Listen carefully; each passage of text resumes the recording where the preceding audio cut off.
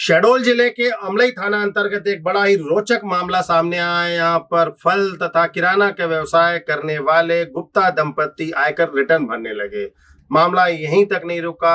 आयकर रिटर्न भरवाने वाले कर्मचारियों से उन्हें टीडीएस के दौरान वापस मिलने वाली राशि का 50% बतौर कमीशन की मांगा। जब इनकार कर दिया गया तो उक्त दंपत्ति ने बिना उपभोक्ताओं को जानकारी देते हुए उनकी इनकम से 4 से 5 गुना राशि का रिटर्न दोबारा उनकी बिना जानकारी के भर दिया।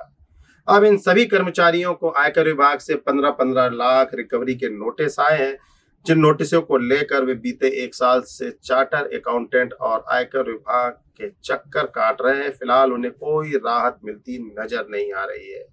पूरे मामले को एक सिरे से समझने की जरूरत है। यह मामला शुरू होता है south eastern coalfields limited Suhagpur area की पंगवार भूमिगत खदान से, जहां पदस्थ एक इलेक्ट्रीशियन राजकुमार दुबे जो है उनके संबंध दंपत्ति से हैं। व्यवहार है, दोस्ती है, परिचित हैं या फिर दोनों के बीच कमीशन का खेल है, यह तो वही ही जाने। पीड़ित लोगों का कहना है कि राजकुमार दुबे के द्वारा उन्हें मनोज गुप्ता और उसकी पत्नी के पास भेजा गया। ये दंपत्ति अमलई थाना के पास ही एक फल की दुकान संचालित करते हैं।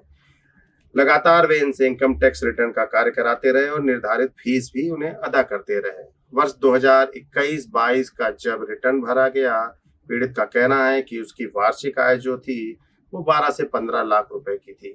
धनपुरी के रहने वाले जमील अहमद बताते हैं कि उन्हें जो जानकारी दी वह जानकारी उनके द्वारा भर दी गई, लेकिन जब रिटर्न की राशि सामने आनी थी, 50,000 के आसपास का टीडीएस आना था, तो गुप्ता दंपत्ति ने उनसे 50% मतलब 25 से 28,000 रुपए की मांग की। उपभोक्ता ने जब मना कर दिया और उसके खाते में आई राशि उसे वापस नहीं दी, तो उन्होंने बिना जानकारी दिए चोरी छुपे ही उसका दोबारा रिटर्न भर दिया और उसकी वार्षिक जो आय थी उसे 48 लाख रुपए दर्शा दिया। इस मामले को आयकर विभाग ने संज्ञान में ले लिया और जमील अहमद के पास 15 लाख रुपए जमा करने का नोटिस आ गया। इस नोटिस को लेकर जब वह उक्त दंपत्ति के पास पहुंचा तो उन्होंने बताया किसी प्रकार की गड़बड़ी हुई है, लगभग 50,000 रुपए आप देंगे तो यह मामला पूरा सेटल हो जाएगा। आयकर विभाग के अधिकारियों के साथ सेटिंग का दावा करते हुए मामले को सलटाने के नाम पर उन्होंने 50,000 रुपए दोबारा ले लिए, लेकिन कुछ भी नहीं किया। लगातार जब नोटिस आते रहे तो जमील अहमद ने एक चार्टर अकाउंटेंट का सहारा लिया और इस मामले की पड़ताल की तो उसे पता चला कि उसका रिटर्न दोबारा भरा गया है।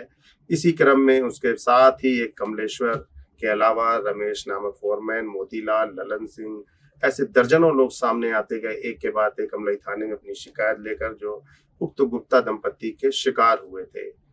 पुलिस इस मामले में जांच का दावा कर रही है और जल्दी कह रही है कि इस पूरे मामले का खुलासा होगा, लेकिन यह भी बताया जा रहा है कि खुद पुलिस और कुछ लोग मिलकर इस मामले में समझौता कराने का प्रयास कर रहे हैं। पुलिस ने न तो अभी तक राजकुमार दुबे को बयान लेने के लिए बुलाया है और न ही अभी तक गुप्ता दंपत्ति के बयान ही दर्ज हुए हैं। फिलहाल इस मामले में पुलिस पीड़ितों के बयान ले रही है और पीड़ितों का कहना है कि उन्हें पुलिस अधीक्षक कुमार प्रतीक के ऊपर पूरा भरोसा है, वे उन्हें जरूर न्याय दिलाएंगे। सुनिए क्या कह रहे हैं पीड़ित।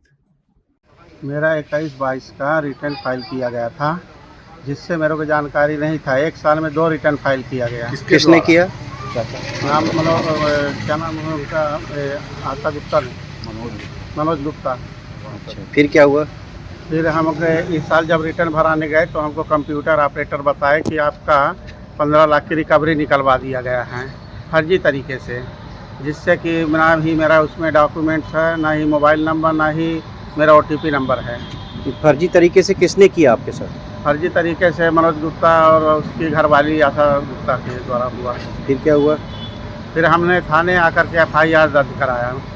CA के द्वारा जांच पर ये पता पाया गया कि वो फर्जी है, तो मैंने थाने में आकर रिपोर्ट दर्ज कराई है। फिर क्या हुआ थाने से? थाने से उन्होंने लिखा पढ़ी किए हैं।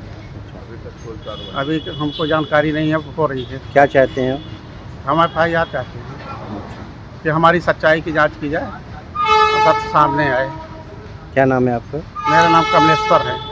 2021-22 में मेरा इनकम जो था 15 लाख और इन्होंने मेरा इनकम को गलत तरीके से, चिढ़ से, दुश्मनी से मेरे इनकम को 48 लाख शो कर दिया। किन लोगों ने?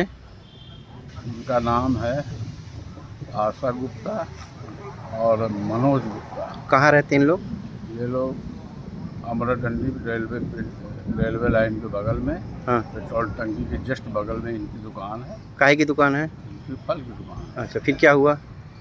फिर इनको हमने 50,000, इनको जब हमने नोटिस दिखाया कि इनकम टैक्स ऑफिस से मेरी नोटिस आई है, तो इन्होंने कहा कि वो आप पैसा पूरा दे दीजिए तो आपका क्लियर हो जाएगा। फिर हम एक बार उनको 30,000 दिए, फिर एक बार 20,000। तब इन्होंने कहा कि हाँ अब आपका क्लियर हो जाएगा, मगर आज तक मेरा क्लियर नहीं हुआ। मैं पिछले 2023 से अभी तक दौड़ रहा हूँ इनके पास, आशा गुप्ता और मनोज गुप्ता के पास।